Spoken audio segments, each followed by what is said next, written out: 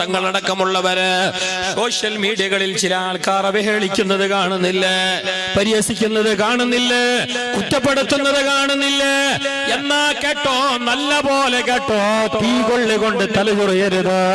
മഹാനായ ശൈഖുനാ ശംസുൽ ഉലമ തങ്ങളെ ആക്ഷേപിച്ചിരുന്ന മനുഷ്യന് ഒരവസരം പറഞ്ഞുപോയി, അവൻ നായിയാണ്.